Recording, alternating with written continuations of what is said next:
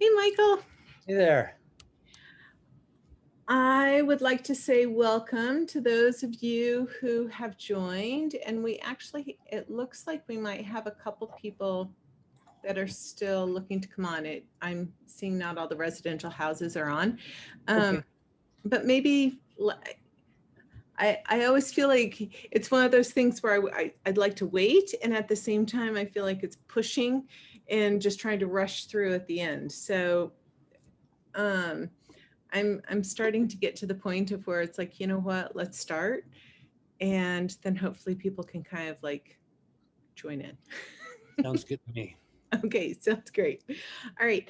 So I would like to introduce Michael Desjardins. He is, and I have to read this because it's long. He's a family psychiatric mental health nurse practitioner. That is a Mouthful. It is a big mouthful, and it means that you have done a lot of training. um, which means, Michael, my understanding is you have experience in psychopharmacology, you've been an administrator, you've been a researcher of the brain, and you've spent over a decade working with acute psychiatric inpatient settings such as uni. That is my history. Yes, it's a lot. It's been wonderful. Great people that I've been able to work with, and wonderful people that I've been able to help. And I'm just kind of in my office today, just dialing in to do the online family group. Awesome. Well, I'm glad. I really am glad that you're here, and you certainly have the knowledge to be able to answer any questions. Really. I will do my best. So, just so people are aware, this is going to be pretty much all just asking any and all questions that you might have regarding medications, regarding how different medications might interact with each other, regarding how medication can be used for somebody in early recovery, how it can be used for someone in long-term recovery, how medications are used in helping with mental health diagnosis. So really anything. And there's a Q&A box down below. Just to make it a little bit easier for me to not have to look at multiple boxes. If you guys don't mind posting your questions in the Q&A box, and I will just ask them as they start to pop up. So as we're waiting for people to type in questions and all of those things, I did send the recap from last week, helping to explain how addiction affects the brain. But do you want to just give like maybe a real quick down and dirty, because, not sure exactly how down and dirty it can be, but Not dirty. Well, remember that. Yeah, but just an overview in terms of what exactly is addiction. Do you remember that commercial where it showed the egg and you open it up and it fries in the pan? And that's not what happens. Right. So the brain is a complicated organ. It really is what separates us from any other creature on this planet. The human brain is highly complex. We've built so many wonderful, amazing computers, and we're continuing to expand the computers, and Apple's doing their new M1 chip, and you hear all about that, but it doesn't even come close to what the human brain is capable of doing with motor and some sensory thinking, feeling, our emotions. We have this essentially cerebral cortex, which is kind of like the computer part of the brain, the reasoning section, the on top of this emotional center, the limbic system. Mm-hmm. And as humans, we have this limbic system, which is also called the reptilian brain, that's made up of these different brain structures. And essentially, long story short, the limbic system is tied into our drive to survive. And so the things that help us feel motivated to eat, seek shelter, to connect with others, have intimacy, reproduce. And those are all governed by various brain structures with fancy names like locus coeruleus and nucleus accumbens, and neurotransmitters such as serotonin, norepinephrine, and the big one, dopamine. Dopamine is a feel-good neurotransmitter, and when you use drugs, you are increasing the dopamine levels, and your dopamine levels go up really high for enough period of time from something outside your body, an external source, and then you become physically and psychologically dependent on the drug, and it alters the brain structures. Some of the drugs are quite neurotoxic, like alcohol and methamphetamine in particular, cause neuronal cell death and essentially brain damage. Good news is the brain does regenerate. They used to say, oh, you never grow new brain cells. You do. But that limbic system is so central to our need to survive, and it drives us to be motivated to eat and to do things that make us feel good. And then the drugs, they are so powerful, and they increase those dopamine levels so much that it alters how we feel, how we think, and we become dependent, and it's really hard to stop the drugs or alcohol or behaviors too can increase dopamine, dysfunctional behaviors like, sex addiction, gambling, that sort of thing. And it alters the brain structures, and it impairs how we think and how we feel. And so being involved in recovery activities and helping our brain, engaging in all the things, psychotherapy, eating healthy, working out, exercise, all the things that help our brain to stabilize. And of course, there's some medications that can assist that process as well. Hopefully that's the quick and dirty without being too dirty. Yes, no, I thank you. I I appreciate that. Yeah. Cool. All right. And there's already some questions actually. I think we So should start with the second one first, maybe. What do you think, I'm Julie? I'm good with going with, yeah. I mean, I usually like to go in order, but I agree. I think Okay. that, yeah, so question for you is it common to put a person on antidepressants right away when a person is entering treatment? That's a good question. I think sometimes we tend to want to do a lot when we first meet with a patient because we have, a month, let's say they're in residential. I feel fortunate because I get to work with people in residential, at least the Mountain View House, and then I get to work with them outpatient. So I get a little bit more time with them, depending on if they stay plugged in and keep seeing us outpatient. But, there's some, the patients, when they first come into treatment at Turning Point, at least, have a great biopsychosocial done. Mm-hmm. And then we do an assessment, a pretty detailed assessment. And oftentimes people are on medications, actually taking medications when they come in. But if somebody isn't and they look depressed, I'm going to want to start an antidepressant. If we rule out other disorders that maybe an antidepressant wouldn't be appropriate to prescribe, let's say they have bipolar disorder. But yeah, I don't think it's uncommon. I think we are being a little more conservative to not just throw meds at people.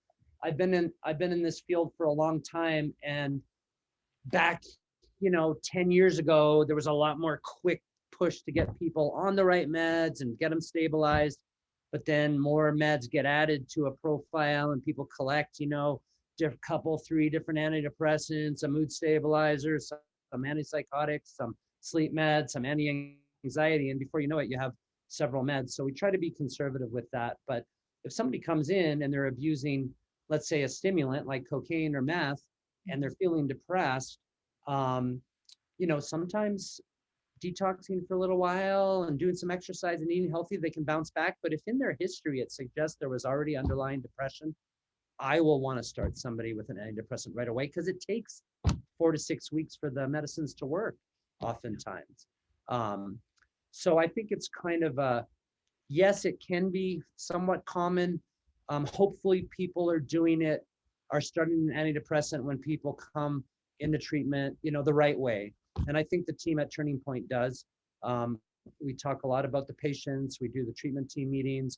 I generally like to talk to the therapist or at least some member of the team before I meet with anybody on my rounds and such, and see how they're doing. But we certainly don't want to force feed people antidepressants. If someone feels like it's manageable, they are feeling low, they want to give it a few weeks and plug into therapy, I'm happy with that. If they're super depressed and I feel like they'll benefit from it, I certainly want to talk about that. It's a funny thing in treatment. When we come into treatment, oftentimes the things that we want aren't the things that are the best for us, Hmm. and the things that we need, we sometimes don't really want to do. So it's finding that sweet spot of helping get the patient engaged and picking the right choices to help them improve. Yeah. Hopefully that answers the question. It does. And before we get to the next one, you know, Michael, you said if somebody looks like they have depression, what would be some of the things that has someone look like they have depression? I mean, I actually kind of know this answer, but I think Yeah. that that actually might be helpful for people to understand. Well, when somebody comes in, they have the classical symptoms of depression, low energy, or it's sometimes called anhedonia, fatigue, low moods, feeling down, blue, sad, blue, low energy, decreased eye contact. They haven't been exercising. They may not be taking care of themselves very well. They're starting to let their hygiene go. They're not caring how they look. They're not engaging in relationships. They seem detached, withdrawn, sometimes complaining of suicidal thoughts, sometimes having suicidal gestures or attempts. That would be some big triggers. Now, sometimes post-acute withdrawal can look like that, and then it can clear up without meds. And I am totally open to letting people kind of plug into treatment and see how they do without having to prescribe a medicine. I don't like to just prescribe a medicine for no reason. But when we do our assessment, the biopsychosocial looks back in time at the history, sometimes collecting information from the family. We oftentimes have records we gather from detox at uni or Highland Ridge or Salt Lake Behavioral. We oftentimes hear from the family members, hey, Jane Smith has been acting really depressed. Even she's been depressed since childhood. There's been some trauma, started using heroin and couldn't stop. And we really think the depression should be addressed. In a case like that, I'm going to go in and probably have an idea that maybe we should talk about an antidepressant and see what they've tried, see what's worked, what hasn't, what the history there is like. I'm really proud of the assessments I do. I like to try to take the time to really tease out what the history is, and that it's not just this moment that you feel low, but it's a pattern of it. Yeah. No, I appreciate you clarifying that and helping to explain. We do try to operate as a team because the Yeah, idea is, again, it's helping to get that more than just the snapshot of right. what you're seeing today. It's okay, is there a pattern that maybe somebody else has noticed who is seeing this person on a more frequent basis? Exactly. Yeah. And it honestly, it's one of the things I enjoy being here is that team collaborative work. Me too. Yeah. One of my favorite sayings is it takes a village. And it Yes, really does. it does. For sure. Yeah. So And the the end lone, goal is all support, right? right, Support for the client, which is, exactly. it's nice. Yeah. Um, okay, so let's get to this other question, which is also, it's a good one. What's the difference between a mood stabilizer and an antidepressant? So what is the difference between a mood stabilizer and an antidepressant? It's interesting because the definition of mood stabilizer has changed a lot over the years with the advent of some of the newer medicines. They're called newer atypicals, that work on dopamine, norepinephrine, and serotonin.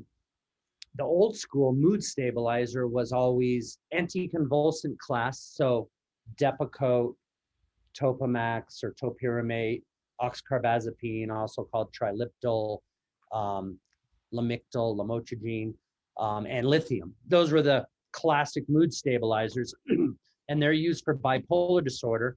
Those medicines, Depakote, oxcarbazepine, lamictal, or lamotrigine's the other name for it, they work more on the excitatory inhibitory neurotransmitter system. They decrease they stabilize the nerve impulses.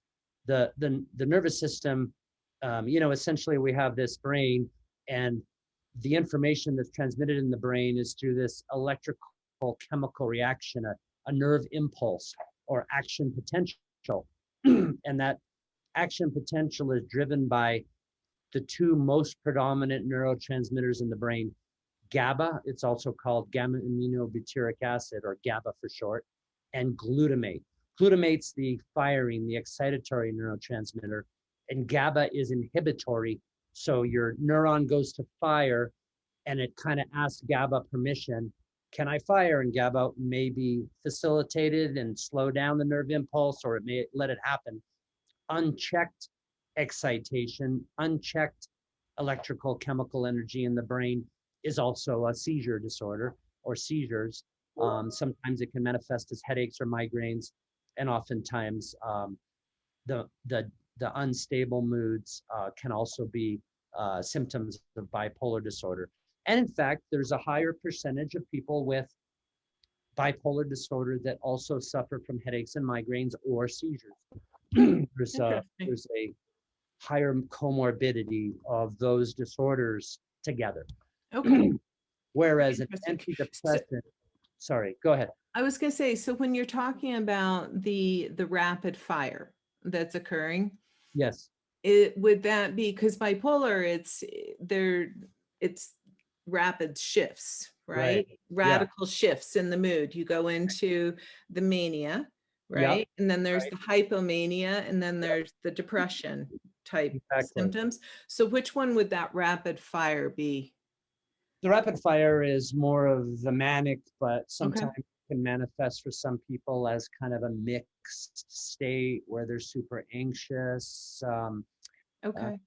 Everybody kind of manifests a little differently, but with bipolar disorder, the classical is what you described, where you have these really high highs, where it's Mhm. almost like you're on a stimulant like meth or cocaine Mhm. without taking it. You just go there. And Right. bipolar always cycles. You have these periods of exacerbation and remission, and the excitation kind of flares. Sometimes it seems to flare for no particular reason. There's a seasonal variation. When I worked at uni for that long period of time, we'd see a lot more admissions in the spring and the fall Mhm. with people suffering from bipolar disorder.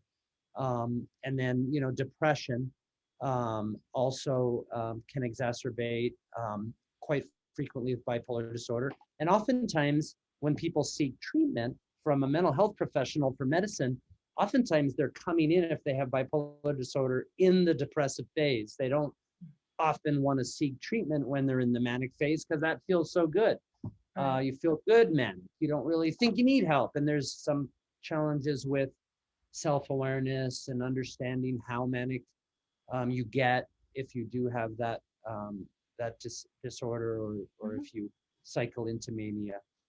Yeah. And so it's a complicated disorder. There's entire books written just on the manic versus the depressive, the mixed states, and then you have schizoaffective disorder, bipolar type, which is essentially psychosis superimposed on bipolar. And so you have kind of symptoms of schizophrenia and bipolar together. And Yeah. the drugs of abuse can exacerbate those conditions significantly, especially the stimulants, but also, the cannabis. I know medical marijuana is becoming more of a thing lately, and that can really exacerbate bipolar symptoms as well.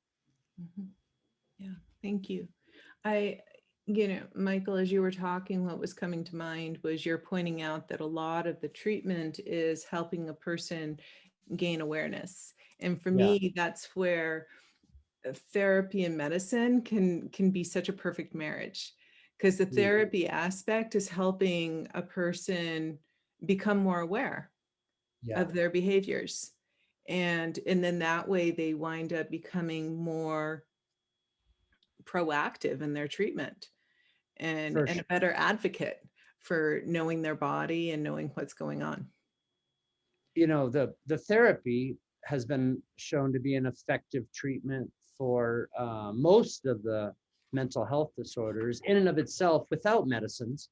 The medicines can be effective, but I think oftentimes therapy by itself is more effective for certain types of depression and certain types of anxiety disorders, for example. The two together, you really have that Mhm. greatly increased efficacy and outcomes, up much higher, up in the 70s and 80 percentile. So that's really huge when, people have struggled with depressive disorders and manic depressive disorders, bipolar disorders, and schizophrenia, and have been unable to function in society until really the last 20 years. And we're making progress with the medicines. We're making progress with new therapies and treatments and implementing the best interventions to help people. We still have a long ways to go. We haven't arrived yet, but I think we're definitely making significant progress. Mhm. I'm encouraged. And Me too. and I have to say something I love about you, Michael, is your desire to constantly be learning new information. Thank you. I really, because I was reflecting on like, I think I learn at least 2 to 3 new bits of facts and information whenever I do this with you. Oh, thank you. Well, I learned too, so it's a I two-way love it. street for me. Yeah. So thanks. Um, One of the things with the mood stabilizer is that there is a lot of newer mood stabilizers. They have a lot of commercials, Rexulti, um, Abilify or aripiprazole. That's gone generic now, but that's been an amazing mood stabilizer and antidepressant. They have efficacy for treatment-resistant depression when we've tried single-line agents. Antidepressants generally target serotonin or norepinephrine or serotonin and norepinephrine or norepinephrine and dopamine. And the main medicine that does norepinephrine and dopamine is Wellbutrin or bupropion. Um, the SSRIs, they're also called selective serotonin reuptake inhibitors, target serotonin. And then SNRIs, or selective serotonin and norepinephrine reuptake inhibitors, like duloxetine, or it's also called Cymbalta, or Pristiq. It's also called disvenlafaxine, or Effexor, which is venlafaxine. Those are the main medications that work on serotonin, dopamine, and or norepinephrine, depending on which medicine it is. But these newer atypicals have been amazing for treatment-resistant depression and really have made a big difference in improving people's moods when they haven't been responsive to some of the single-line agents. Nice. I Thank was not very cool. Yeah. I didn't realize that the newer ones had that dual aspect to them. That's cool. Um, so I'm curious. uh, ADHD. I feel like there was a while that ADHD was like the diagnosis that seemed that every child got. I'm speaking from a mother here, you. and it kind of feels like it's coming back with that. And I love, this was actually one of the questions that you had brought up, that does a person struggling with the ability to focus, does that mean that they have ADHD, or could it potentially be something not ADHD? Yeah, there's a lot of disorders that result in problems with focus besides ADHD.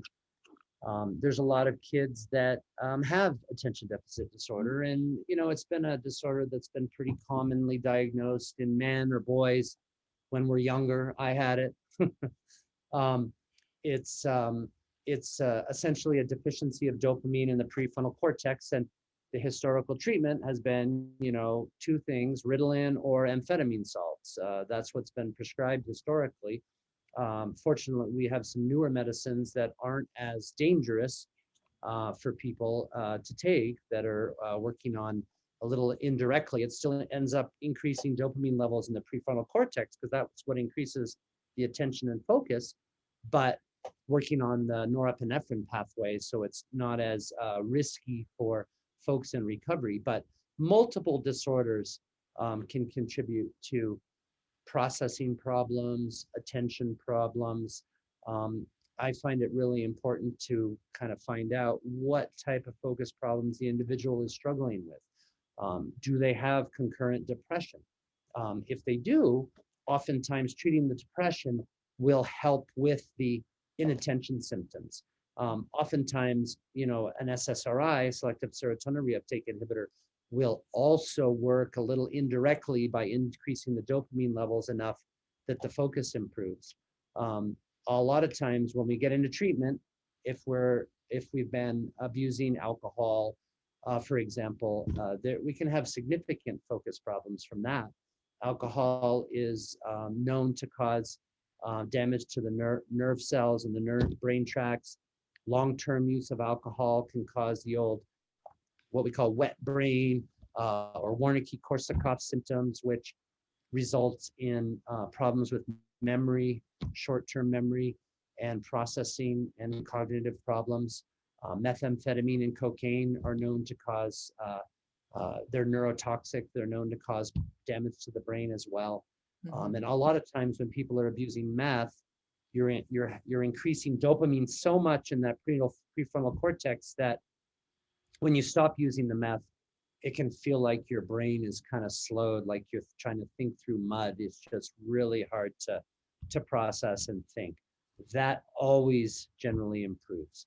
Sometimes medicine can be helpful, the right medicine, but we also want to be careful not to trigger the phenomenon of craving and push people, back down into a direction of relapse because of prescribing, dangerous addictive drugs. Mhm. Yeah. So as you're talking about the use of meth, right, Right. as a drug versus one of the medications that are an amphetamine, Right. are there differences in terms of how that is affecting the brain, or are Oh, a they lot of fairly different. similar? Okay. So methamphetamine is, made generally. There is a prescription version of methamphetamine that's made in a laboratory, actually, but it's not really prescribed very much. But generally, methamphetamine is made, in clandestine labs with questionable ingredients and very toxic substances, and the dose is quite a bit higher than a prescribed stimulant dose for attention deficit disorder, and that makes a big difference.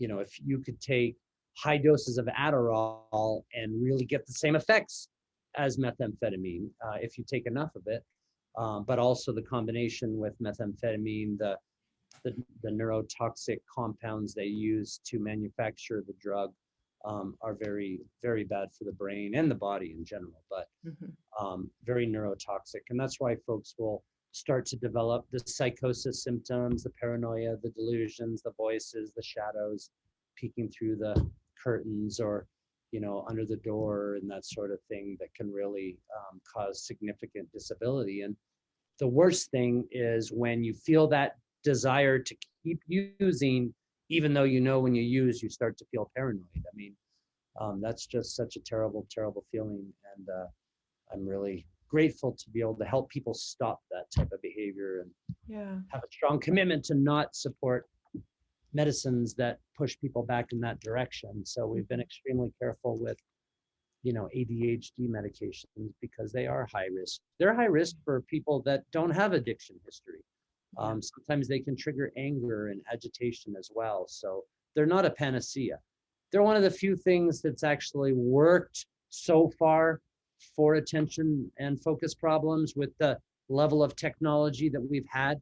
However, we're moving forward quite quickly with new ADHD treatment options. And, we've had atomoxetine, Strattera around for quite a long time. And the medicine works when you give somebody Ritalin, and it's blinded, a blinded study.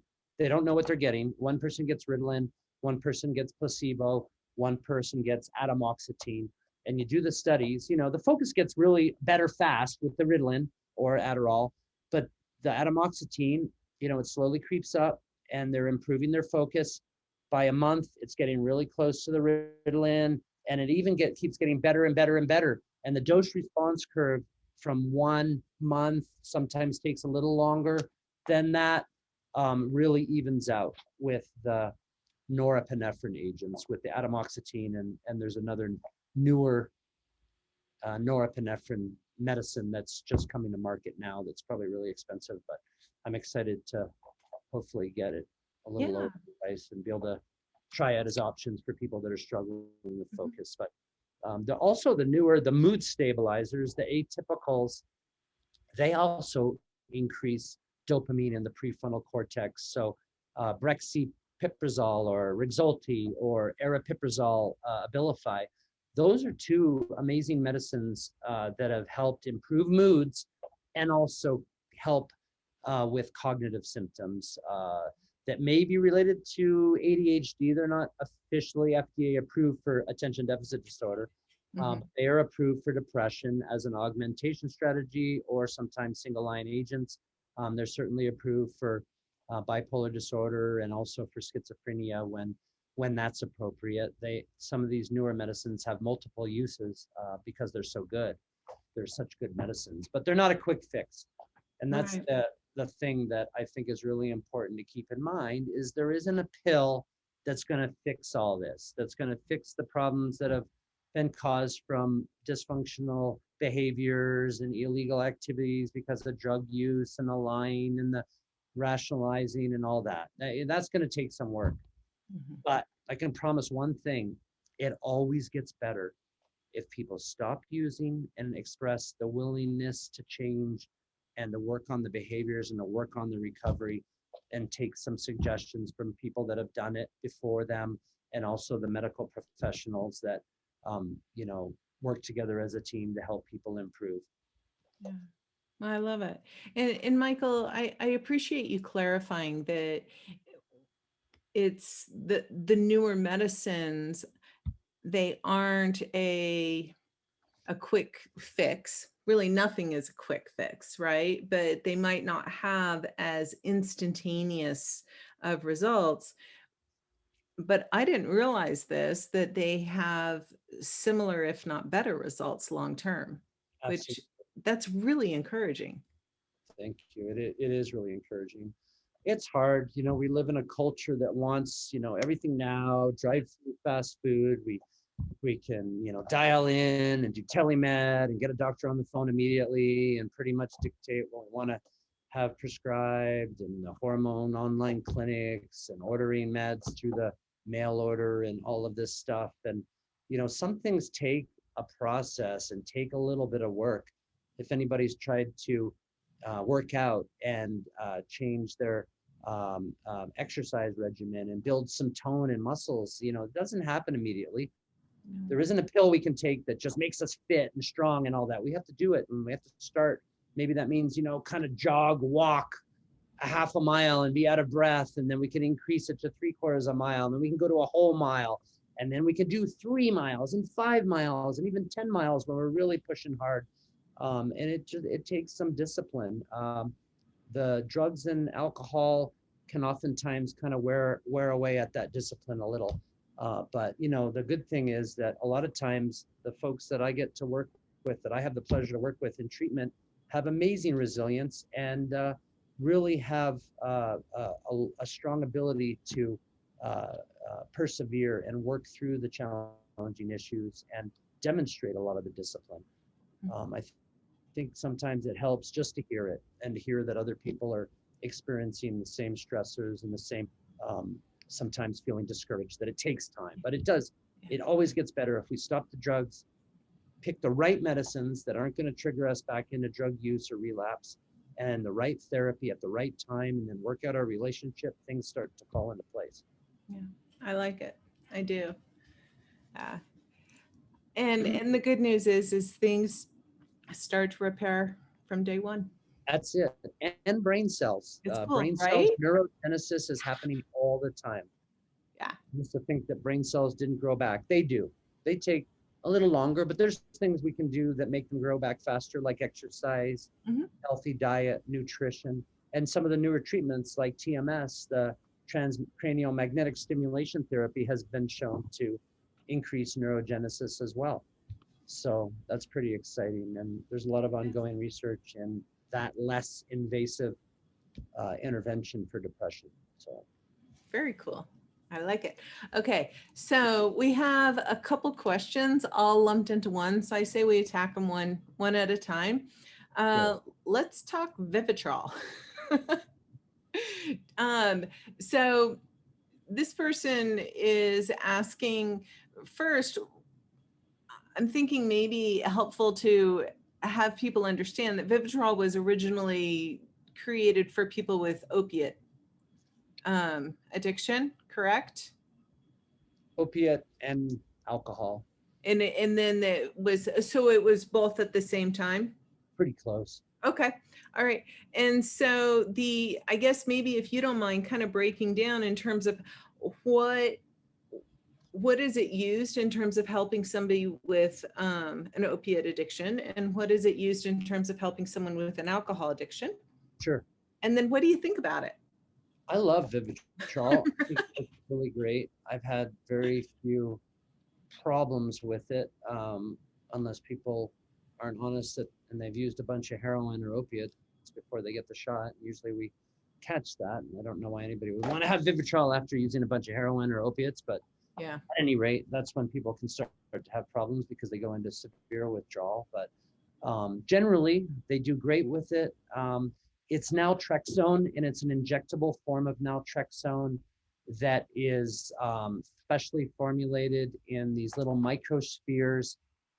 The solution is mixed liquid in a powder into a slurry type solution that gets injected into the hip. And then it's good for about a month, a little less than. I don't like people to wait too long. I don't like people to wait longer than 4 weeks for their next for the next monthly injection. It works by blocking the opioid receptors. And so the brain is, in our body in general, is an amazing system that works on positive and negative feedback systems.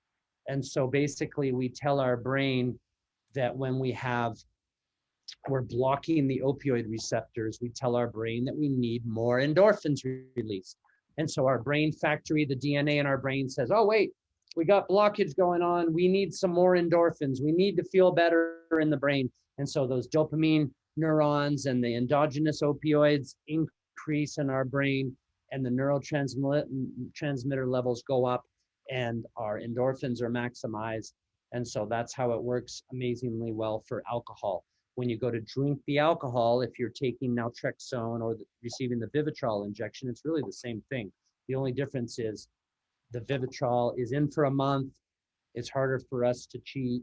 You attain probably better blood levels because we're human beings and we don't always remember to take our pills, and we'll miss a day, or maybe we want to miss 3 or 4 days because we're testing it. The Vivitrol goes in, stays in there for 3 to 4 weeks, and you have stable blood levels. Your endorphins are maximized. If you drink alcohol, you just don't, you'd still get drunk. You still will get drunk, but you just don't feel as good with it.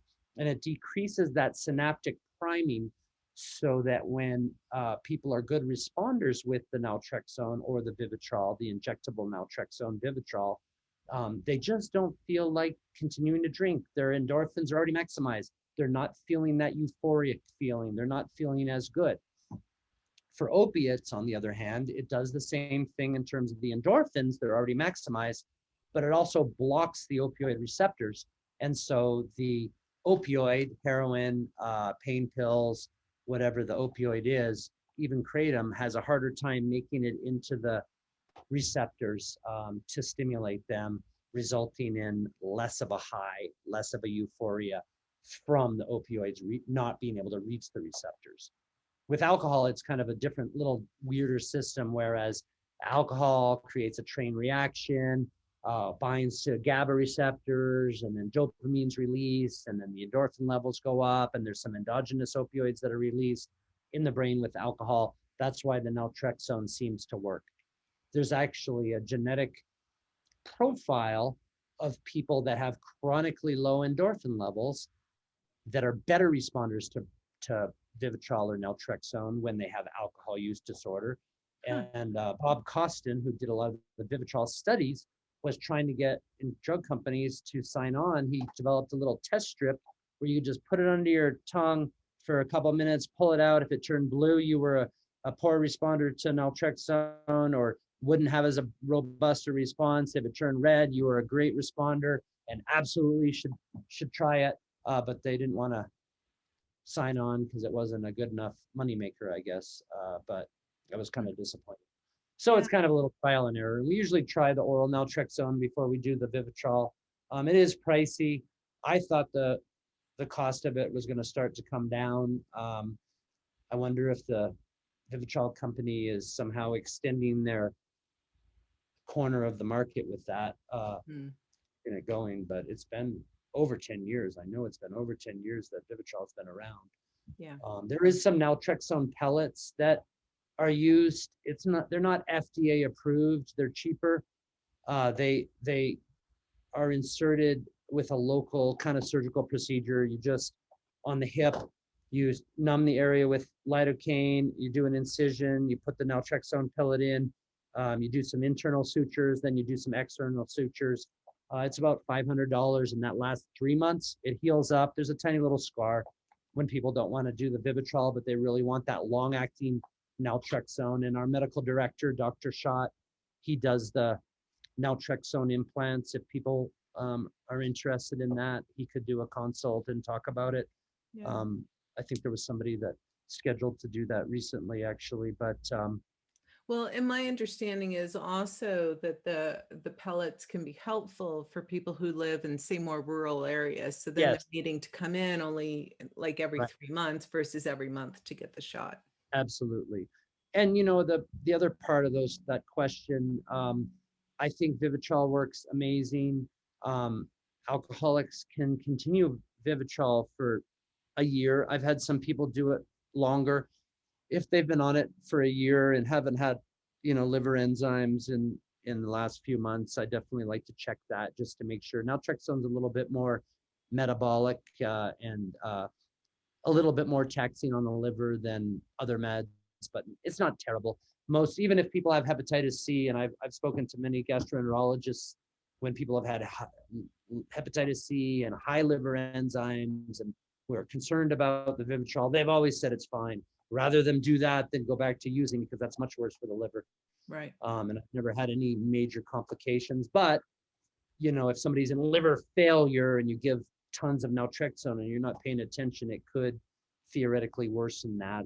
I've never seen it happen, but it's something we pay attention to and monitor. Yeah. Good Will the practice. cost ever come down? I hope so. It's frustrating to me as well. There's some insurance companies that will not approve it. And unfortunately, in Utah, PEHP is one of those insurances that no matter what we do, we can't seem to get Vivitrol ever approved. They'll approve naltrexone because it's generic. I mean, heck, on GoodRx, I think you can buy naltrexone for like $30 for a whole month, even if you don't have insurance. So that's nice. And yeah, it is oftentimes as effective if people take it. And that's the trick. If someone's an opioid addict, they can stop taking naltrexone and start using opioids, a day or two later. And so that's not a good check and balance in my book. I like the injectable. I like the monthly accountability. I've had many people, get to the year and say, oh, I just want to do 2 more because I'm here and I want to keep it. And, at the year, we oftentimes can get these little triggers and not relapse, but kind of have some harder moments. That's Mhm. why we have those anniversaries when we do the annual sobriety date can be a little bit harder sometimes. And Yeah. sometimes it isn't, but it can be for enough people that it's important to stay plugged in and keep working on this. This is a long-term, chronic, and oftentimes progressive and can be fatal disease, addiction. Yeah. And we have treatments that help. So it's really great when we get to utilize them all. The hard thing with people when they come into recovery is they don't understand, in the first 30 days, I call it the pink cloud. We start feeling great. We're not having any cravings because we all have this great support around us. And then folks are like, no, I don't need naltrexone. I don't need Vivitrol. My insurance approved it, but I don't think I need it. I'm just going to try it without it. And I'm like, "God, do you know the cost of not trying this? This could literally be your life or Yeah. your job or your wife or end up in jail or any number of terrible outcomes. Why not just take it Yeah. and have that protection?" So Yeah. No, thank you.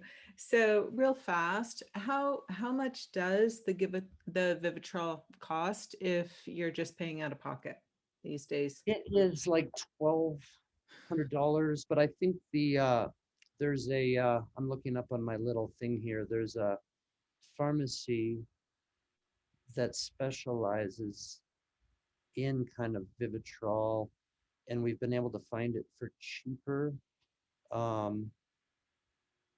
I think Intermountain Home Care, the cash pay, this was 2021, so that was $1,500.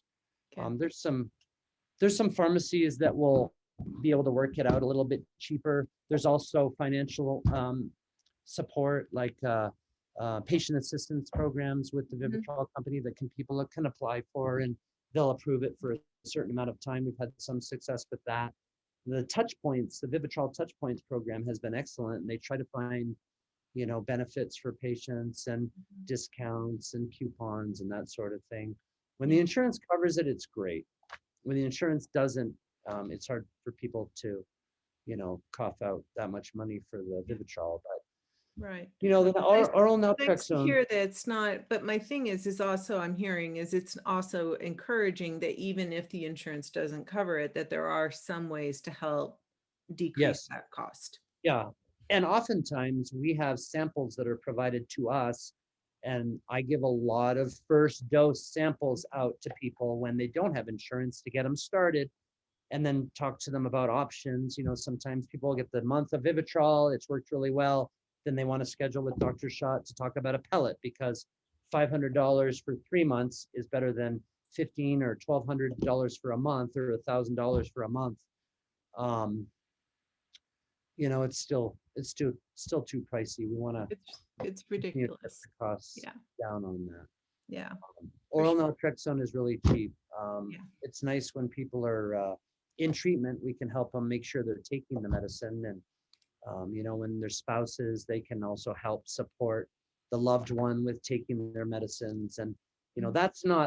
that's healthy enabling, helping people stay on track, Yeah. giving folks that are using money isn't healthy enabling.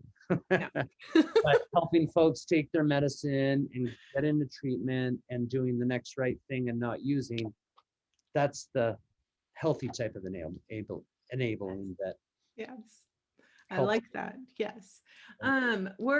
I'm just realizing the time and we're actually running super close to time, but I wanted to see, we touched on Vivitrol and it hasn't really come up as a question, but I think that maybe real quick, do you do consults if family members want to come in and just better understand what's going on? Is that something that you Yeah, they can provide? come in when we have our follow-up, meeting at outpatient if they needed to Hmm. or wanted to. That's Yeah. that's absolutely great. I like to Okay. have a heads up so we can plan for it and not, Right. feel like we're rushed or anything. But sure, that's Okay. Yeah. So if a family member had questions in terms of more specifics of wanting to just understand how better to support and what's going on, that would be an absolutely. option. In my office, I have family members all the time with people coming in, and we're Okay. talking about the medication options and helping. That's a lot of what I do, Yeah. is help clarifying the right meds and the right choices and what the plan is. I actually like that Yeah. because it helps me do a better job, and it helps with some external support to help people take their meds and it's the right med, and also how they're doing. We're human beings. Even when we have an amazing level of insight into our own behaviors, we can't see everything about ourselves. We may think we're doing great. And, I hear it from my wife. Are you okay today? You seem a little off. I'm not off. Yeah, I was off. Okay, thank you for the feedback. I can take a look at that. Maybe we need to go for a run or eat or go to bed a little earlier tonight. That type of feedback is really helpful. When we're not thinking about really how we're doing. We're trying to cover all that up and put on the fake face so that we seem okay to everyone else. And all that does is reinforce burying it, and then we lose track of who we really are and how we're really feeling. And that's the process of recovery, is coming back to that again. And we need other people to help us clarify. Yeah. Okay. Yeah. And someone is asking how they would go about setting up a meeting. What I will plan on doing is emailing that information when I send the webinar tomorrow, Sounds so that great. that information's provided.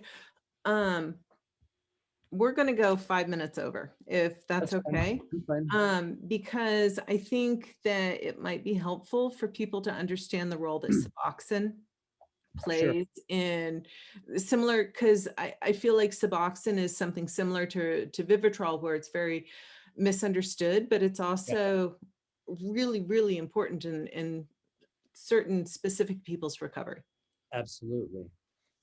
Do you want me to just talk about Suboxone? Just kind of go for it? Yes, please. Sure. So buprenorphine is the generic chemical that's the component of Suboxone. Buprenorphine by itself is also called Subutex. That's not supposed to be prescribed for maintenance treatment for opioid use disorder. It's a medicine that's an opioid agonist and antagonist. And the actual Suboxone, or buprenorphine with naloxone, is the medicine that's supposed to be used for people in recovery.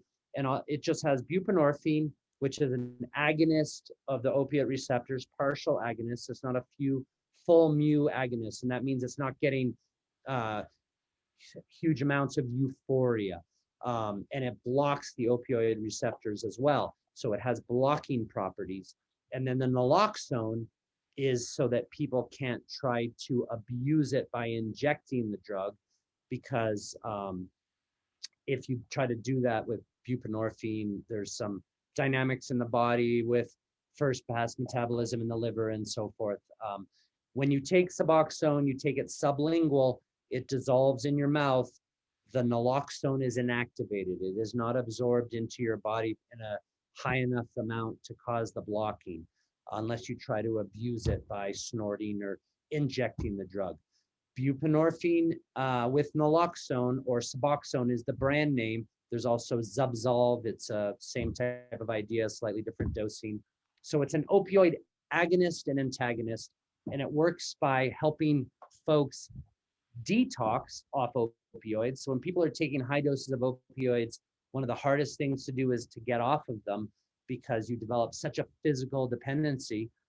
There's some folks that I've treated that ended up in the ICU trying to get off opioids. Oftentimes they have comorbid medical conditions. But the buprenorphine is 10 times more powerful in terms of its binding on the opioid receptors than morphine.